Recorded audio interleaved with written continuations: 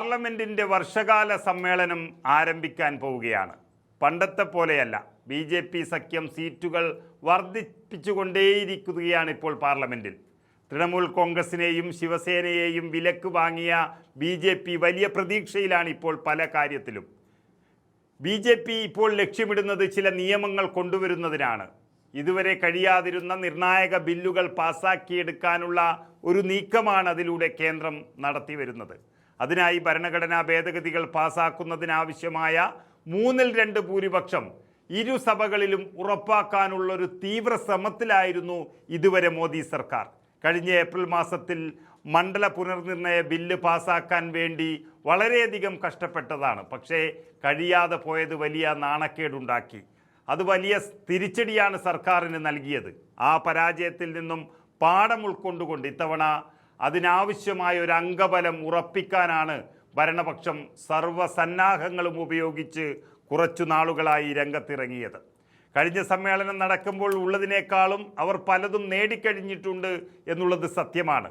ഭൂരിപക്ഷം ഉറപ്പാക്കാൻ സാധിക്കുമെന്നൊരാത്മവിശ്വാസം അതുകൊണ്ട് തന്നെ ഭരണപക്ഷത്തിന് ഇപ്പോൾ വന്നിട്ടുണ്ട്. അംഗബലത്തിൽ കൃത്യമായ ഉറപ്പ് ലഭിച്ചാൽ വരാനിരിക്കുന്ന സമ്മേളനത്തിൽ ചില നിർണായക ബില്ലുകൾ അവർ വീണ്ടും അവതരിപ്പിക്കും. അത് പാസാക്കിയെടുക്കാനുള്ള എല്ലാ ശ്രമവും നടത്തി വരികയാണ്. അതിലേറ്റവും പ്രധാനപ്പെട്ടതാണ് കേന്ദ്ര സർക്കാരിൻ്റെ പ്രഖ്യാപിത ലക്ഷ്യങ്ങളിലൊന്നായ ഒരു രാജ്യം ഒരു തെരഞ്ഞെടുപ്പ് എന്ന ഭരണഘടനാ ഭേദഗതി ബില്ല്.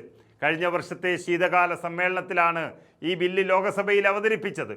പക്ഷേ പ്രതിപക്ഷത്തിൻ്റെ ശക്തമായൊരു പ്രതിഷേധം, അതുപോലെ തന്നെ പ്രതിപക്ഷത്തിന് അംഗങ്ങളിലുണ്ടായ മുന്നേറ്റം, ഇതൊക്കെ തുടർന്ന് ആ ബില്ല് പാസ്സാക്കാനാകാതെ JPCക്ക് വിടുകയായിരുന്നു.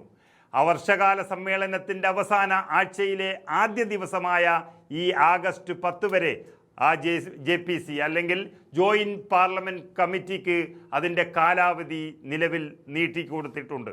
ആഗസ്റ്റ് 10-നകം ആ കമ്മിറ്റി റിപ്പോർട്ട് സമർപ്പിക്കുകയാണെങ്കിൽ JPCയുടെ ശുപാർശകൾ ഉൾപ്പെടുത്തി പരിഷ്കരിച്ച ബില്ല് സർക്കാരിന് സഭയിൽ കൊണ്ടുവരാൻ കഴിയും എന്നാണ് നോക്കുന്നത്. പക്ഷേ ഇതേ JPC അധ്യക്ഷൻ ചൗധരി തന്നെ ഈ നിയമം കൊണ്ടുവരാൻ പോകുന്നു എന്ന് അന്നേ പറഞ്ഞു കഴിഞ്ഞു. സമ്മേളനം അവസാനിക്കാൻ ശേഷിക്കുന്ന വെറും 4 ദിവസങ്ങൾക്കുള്ളിൽ ഇത് പാസാക്കിയെടുക്കാൻ സർക്കാരിന് കഴിയുമോ എന്നുള്ളതാണ് പ്രധാനം.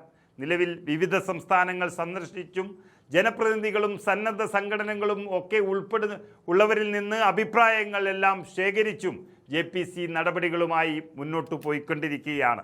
2029 ലോക്സഭാ തെരഞ്ഞെടുപ്പിനൊപ്പം ഈ രാജ്യത്തുടനീളം ഒരേ സമയം എല്ലാ തെരഞ്ഞെടുപ്പും നടത്താനാകുമെന്നാണ് കഴിഞ്ഞ ദിവസം ഗോവ സന്ദർശിച്ച സമിതിയുടെ അധ്യക്ഷൻ PP ചൗധരി വ്യക്തമാക്കിയത്.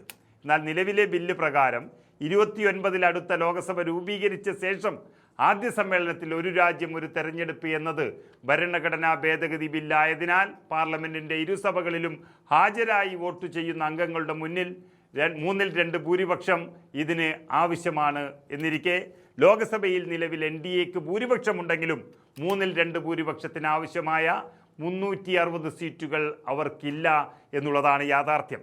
നിലവിൽ ലോക്സഭയുടെ അംഗബലം 540 24 ഡിസംബറിൽ ഈ ബില്ല് JPCക്ക് വിട്ടപ്പോൾ 269 പേർ ബില്ലിനെ അനുകൂലിച്ചും 198 പേർ എതിർത്തും വോട്ട് ചെയ്തതാണ്. സമാനമായി മറ്റു വനിതാ സംവരണ ബില്ലിലും മണ്ഡല പുനർനിർണയ ബില്ലിലും സർക്കാരിന് അനുകൂലമായി 298 വോട്ടുകളും എതിരായി 230 വോട്ടുകളുമാണ് രേഖപ്പെടുത്തിയത്.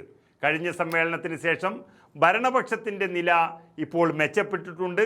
അതായത് തൃണമൂൽ കോൺഗ്രസിൻ്റെ 20 MP-മാരും ശിവസേന ഉദ്ധവ് താക്കറെ വിഭാഗത്തിൻ്റെ 6 MP-മാരും ഇപ്പോൾ BJP പക്ഷത്തേക്ക് ചുവടുമാറി എന്നാണ് അറിയുന്നത്. കൂടാതെ NCP ശരത് പവാർ വിഭാഗത്തിലെ 8 MP-മാരെയും ഇങ്ങനെ കച്ചവടം നടത്തിക്കൊണ്ടിരിക്കുന്ന ഒരു സമയം കൂടിയാണ്.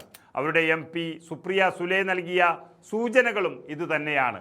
എന്നാൽ DMK പോകില്ല എന്നും പറയുന്നുണ്ട്. എങ്കിലും കുറച്ചുകൂടി കച്ചവടം ഊർജിതമാക്കി ഈ നിയമങ്ങളെല്ലാം പാസാക്കാനാണ് BJP ശ്രമിച്ചുകൊണ്ടിരിക്കുന്നത്.